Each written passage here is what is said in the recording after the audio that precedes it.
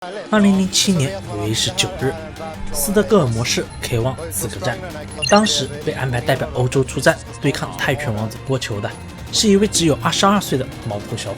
尽管他的名字日后成为了欧洲最强天王的代名词，但在当时，相比于拥有2届 K1 Max 世界冠军头衔加持的波球来说这个时候的他还只是一位无名小卒。然而，就是这场在外人看来完全不对称的比赛，5个回合之后竟然与波球打成了平手。尽管这场比赛的判罚至今依然存在争议，但对于很多人来说这是第一次知道乔治·佩多西奥这个名字。如今乔治2次蝉联 K1 Max 世界冠军，横扫 Bellator、Glory、ONE 等世界级赛事冠军殊荣，制霸70公斤级别。但相比来说，他的成名之路远比于这些耀人的战绩更加的传奇。本期的格斗名人堂想跟大家聊聊乔治·佩多西奥，这把令人胆寒的欧洲手术刀。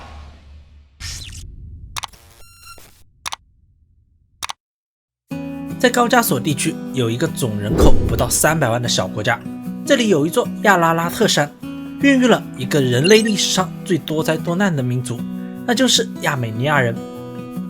1985年12月10日，乔治·佩多西奥出生在亚美尼亚的首都埃利温。90年代的一场巨变让原本还算优越的家庭被突如其来的战争瞬间的摧毁，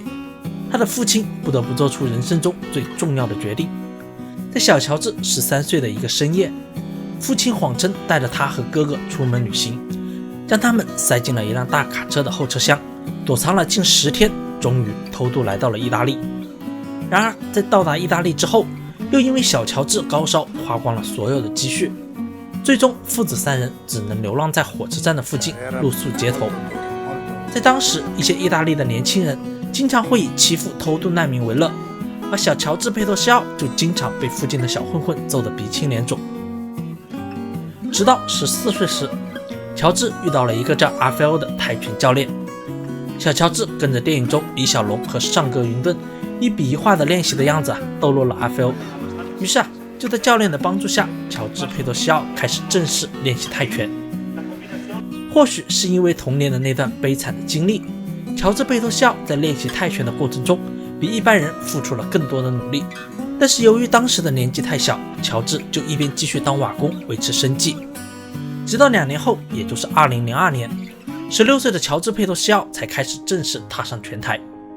首秀的精彩表现让乔治·佩多西奥随后就开始正式征战了职业擂台。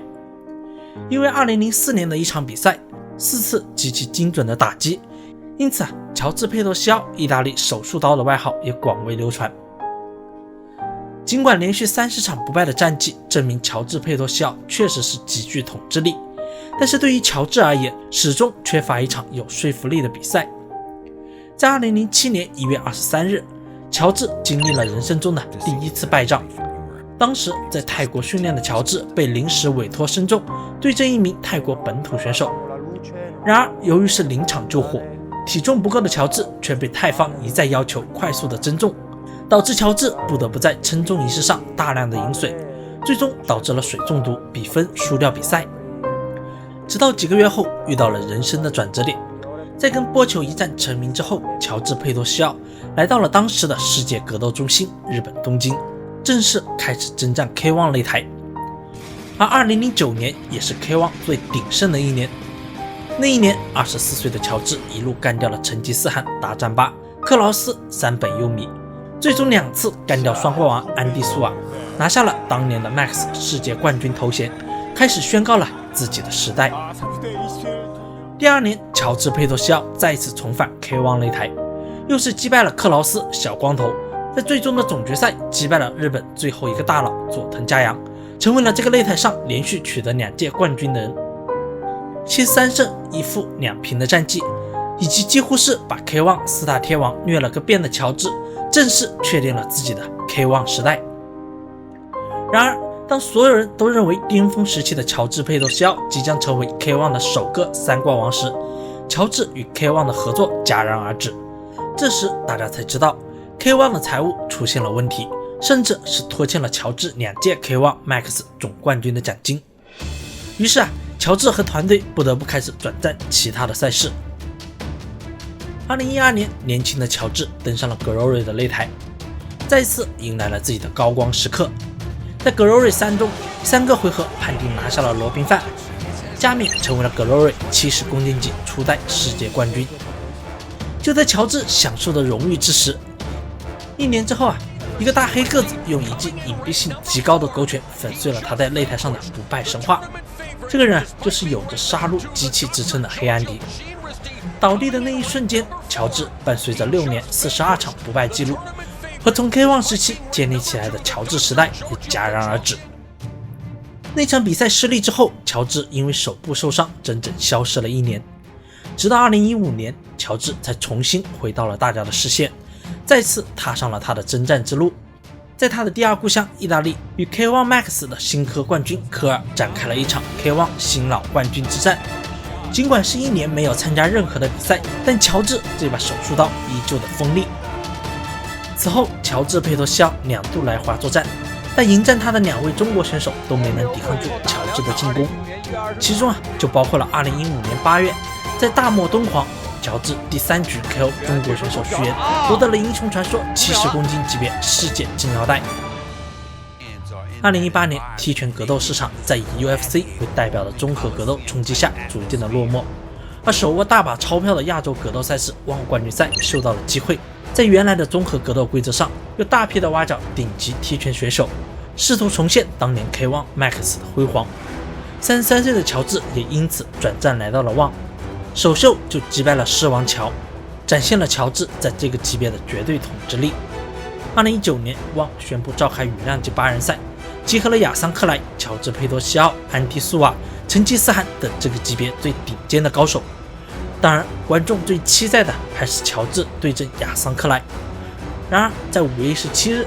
乔治在旺冠军赛1/4赛中迎战自己的第100场胜利时，结果再次大爆冷门。在跟泰国选手彼得·莫拉克打满3个回合之后，裁判将胜利交到了对手彼得·莫拉克的手中。